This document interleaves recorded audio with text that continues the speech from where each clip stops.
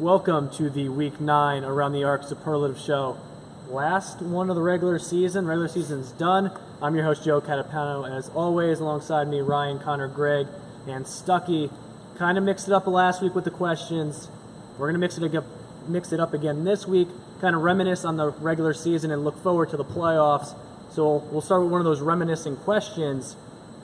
What was one player this year? There's a lot of them. 20 teams this year, 160, 150 players. What was the one player, maybe not the best, that you most enjoyed watching this season on the court? I would go Carmine Santarelli of Central Chocolate. I love watching someone who is just so efficient at scoring in one-on-one situations, but also, despite knowing he's the best scorer on the floor, he's also not afraid to give the ball up. Sometimes a little too unselfish, I think, specifically in that most recent loss to whoever, I can't remember who they played off the top of my head. Monstars, right.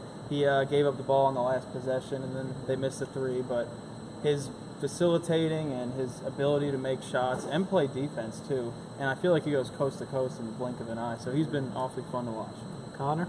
I'm going with, for my favorite player just to watch, I think, is Reggie Stewart. I just love the way he plays the game. He's like kind of what Ryan was saying about Carmine. He gives up the ball willingly. You know, he's a willing passer, but he can also score anywhere it's up for 19 points plus a game. And he's just an all-around player, and he's not the most physically intimidating player. He's not going to beat you with his size, obviously, as a guard. So he really relies on his quickness and his hustle and his bouncing ability to really get up there for lobs and whatnot. I just love the way he plays the game all around. Greg? I'm going Mike Davis. Stucky was just saying tonight he had a move where I swear the whole court was an ice rink, and the defender didn't have ice skates. I mean, it was absurd. And the funny thing is, it's really a common situation that happens all the time. He has been in this league for 3 years now, 2 rings. He can score, he can guard anyone. You can put anyone on him, and he's still going to give his. Every time he scores on someone, you can see him tap their butt a little and like talk to them and get really in their head. And it's just fun to see a guy who's calm, cool, collect. You never see him freak. He yells, but you don't see him. You know, it's kind of like the stranger danger syndrome. You don't see that with him, and it's just fun to watch him play basketball. Stucky, I'm sure you'll have a good answer here. Mr. Eric Singleton. I liked how his demeanor is when he takes the court. He lets his game do the talking. He had a couple dunks that could have went viral. Some of the best dunks. He's been on our top 5 before, and this kid, he just does it all every week for both ends of the floor, and he's the only person out there doing it for his team. So any player that can put the team on their back every week and they don't finish winless is a player that I like to watch. So Eric Singleton is definitely my player. Absolutely, good 4 players there.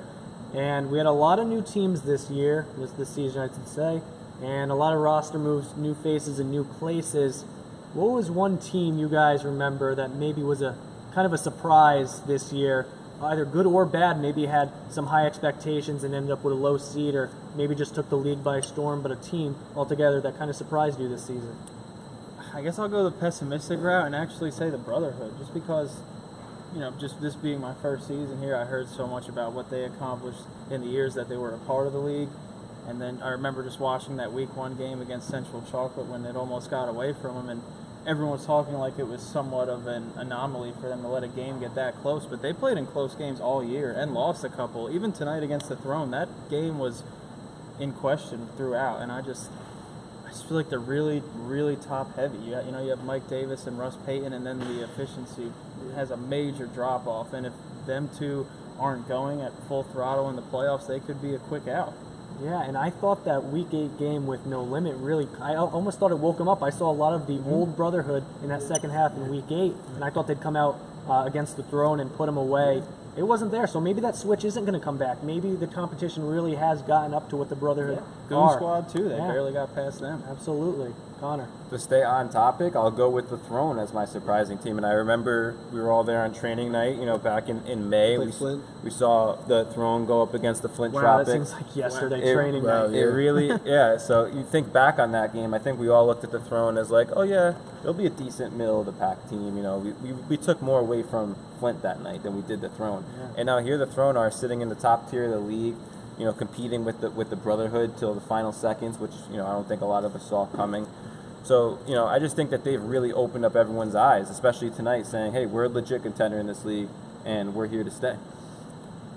My team is Run TMC, and it's really just because I believe. I mean, not that I believe in them, but they have the talent. I mean, John Rulin's a very efficient shooter. He's a good defender. He can guard a lot of players in this league. I mean, besides some big men.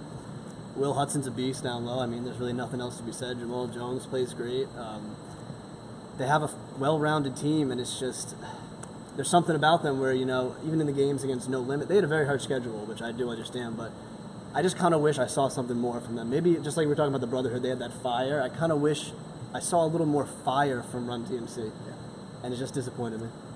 Stucky, what are you going with? I'm going to go STP on this route, only because they when they took the first 2 losses at the beginning of the season, we kind of wrote them out, you know what I mean, as one of the teams that we thought were going to be at the bottom of the pack, but they're actually more or less contenders, right? They could be one of those teams that if you sleep on, they could surprise you in the playoffs, and then they could surprise that next team, and then once they get that momentum, they keep rolling. So SCP is definitely was my most shocking team because, like I said, first 2 losses, pretty devastating losses for them, and I wrote them off after that. So it's nice to see them that they finished the season 6-3. And we've been around for 9 weeks here, and I think SDP is still kind of hard to read almost. Yeah. Those 2 weeks that they lost to open the season, Run TMC Redemption, 2 very experienced teams, and then 2 teams I think are kind of close to them in Sportslook and Goon Squad. When they played against those 2 teams, they had So 4 guys. The other team had 4 guys. So who knows? But I think it's still a very good middle of the pack team right now that could surprise some teams in the playoffs. Speaking of the playoffs, playoff picture set in the post-game show on Monday night. You guys kind of broke that down a little bit, but we're going to have 4 games on Thursday night and another slate of games on Monday night coming back in a few days. After that, let's talk upsets. That's what everyone wants to talk about when we talk about NCAA tournament, when we talk about this tournament technically coming up. Where do you think that upset may come in the first 2 nights, Thursday and or Monday? It kills me to say just because I feel like I'll take the credit for jumping on their bandwagon first, but I think the Flint Tropics might be in trouble against Redemption just because they're not going to have their best player. Yeah. We saw Mike Bizzuto really carry them to a couple wins where they didn't necessarily look very good, and if you take him out of the equation, that's a lot of size that they lose. And we were just talking on the postgame about Redemption's size that they showed against No Limit, and you can argue No Limit's the best team in the league, and they just played them right to the very end. They had a great game the week before, too, against, I think it was the Monstars. They played them to the end. So Redemption's a team with experience. They're a team that can get hot from deep, and I'm not saying it will definitely happen, but that's definitely one that I'm going to be watching out for. Connor. Maybe that might be as much of an upset, but just in terms of seeding, where the lower seed will come over up on top of the higher seed, I think that the Untouchables have a good chance of beating the Flight Club on Thursday. Just simply, I saw the Untouchables compete with Team Moose tonight, and Chris Rosario actually looked a lot more complete. Usually he's just hoisting up shots because he knows he's the lone scoring option for his team on most nights, but he was actually playing efficiently, getting guys involved, and Josh Avery is a big addition down low. I just think they're a much more mature team. Obviously, we talked about all season how young Flight Club is. So I think that the Untouchables have some more experience and guys like Chris who are going to put them over the top as a lower seed against the higher seed. Greg.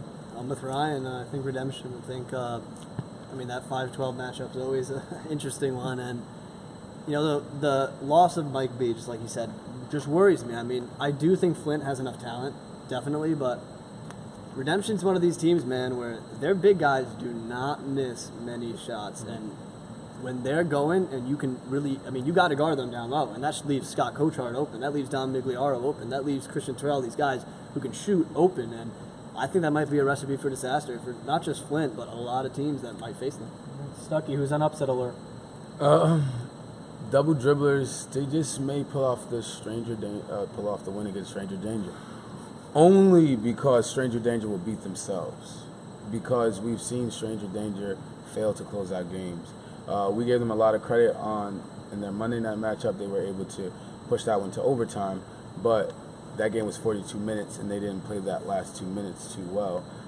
So we could say they closed out 40 minutes, but it's when you have to play basketball and you have to get those scoring opportunities, you have to get those opportunities, and you have to convert on those opportunities is when Stranger Danger kind of falls to the wayside. And And the double dribblers are a team where they ride momentum.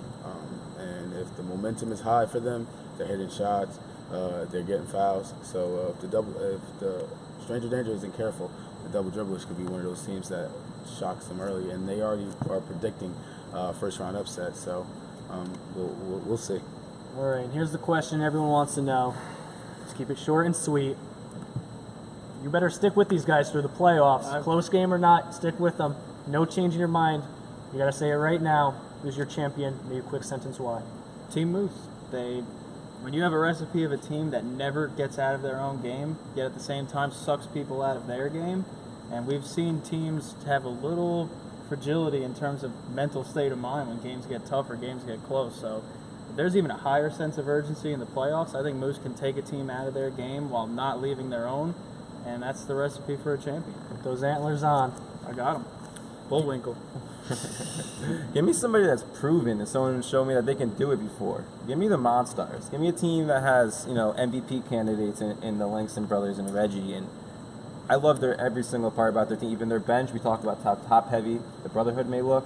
We got the bench of the Monstars who was stacked with all-stars like Ty and Brett, and Mike Cody is a clutch performer. So you put the whole package together. I like the Monstars to win it out again. Greg?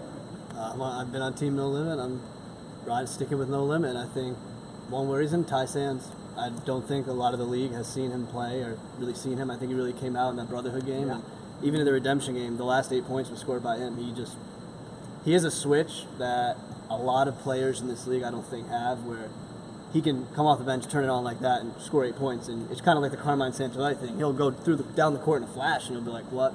And I think the experience definitely helps, but I'm just going to stick with my gut, and I'm going No Limit. Stucky? I'm actually going to go Brotherhood. Only because we talk about how top heavy they are, but I'm going to defend the Brotherhood on this one, because tonight Jabril played like a man. Monday night Jabril played like a man possessed. He had a big dunk, and he was under control that entire game. It was nice to see, because when Jabril takes the floor, he's a decent player for the Brotherhood, but he's usually not that under control, and he's not making that many plays. So to see him make that many plays on Monday night against a tough opponent, he had a big dunk that was maybe top 5 play worthy. You know what I'm saying? So I think once those guys get going, Brotherhood's hard to beat. They took their first 2 losses ever this season, so. They're still a top dog in our conference, and headed by Russ Payton and Michael Davis. We already talked about what they could do. So Brotherhood, I'm sticking with Brotherhood. You each picked one of the top 4 seeds. Shout it out right now. Team not in the top 4 you think you can see in the championship game? Throne. Stranger danger. Central Chocolate. Yeah, that's a good one. All right, I like those answers, putting you on the spot right there. I won't reveal my championship game or pick yet. We'll have to wait on those. We'll see you Thursday night. Playoffs are back. 4th season Legacy Leagues. Who is going to take home that trophy? We'll see you. Every game matters. Good luck to the teams Thursday night.